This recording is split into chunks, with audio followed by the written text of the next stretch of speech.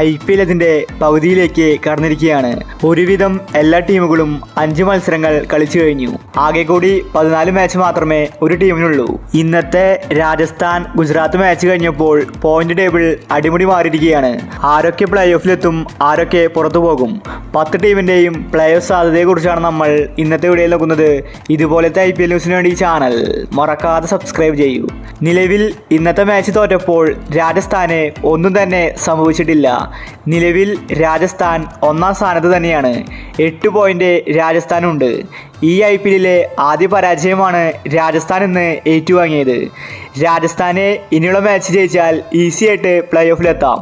ഇപ്പോഴും 90% രാജസ്ഥാൻ പ്ലേ ഓഫിൽ തന്നെയാണ്. രണ്ടാമത്തെ ടീമിനെ നോക്കിയാൽ കൊൽക്കത്തയാണ്. അവർക്ക് 6 പോയിന്റ് ഉണ്ട്. അവർക്കും ഇനി ഈസി ആയിട്ട് പ്ലേ ഓഫിലെത്താം. 3-ാം സ്ഥാനത്തുള്ള ലക്നൌവിൻ്റെയും അവസ്ഥ ഇങ്ങനെ തന്നെയാണ്. അവർക്കും 6 പോയിന്റ് ഉണ്ട്. ഇനി 2 ടീമിന് ബാക്കി 10 മാച്ചുണ്ട്. ഇതിലെ 5 കളി ജയിച്ചാൽ കൊൽക്കത്തയ്ക്കും ലക്നൌവിനും പ്ലേ ഓഫിലെത്താം.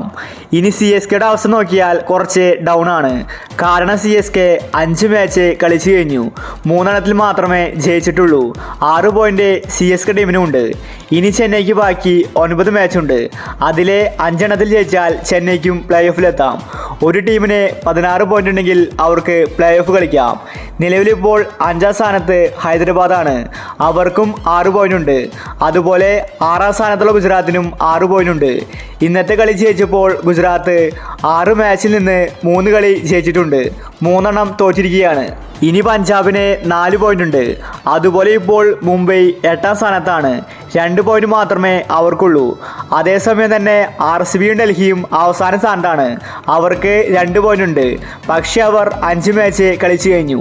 നിലവിലെ അവസ്ഥ നോക്കിയാൽ രാജസ്ഥാൻ, കൊൽക്കത്ത, ലക്നൗ, CSK ഈ ടീമുകൾ പ്ലേ ഓഫ് കളിക്കാനുള്ള സാധ്യതയുണ്ട്. അപ്പോൾ ഇതുപോലത്തെ IPL ന്യൂസിന് വേണ്ടി ഈ ചാനൽ മറക്കാതെ സബ്സ്ക്രൈബ് ചെയ്യൂ.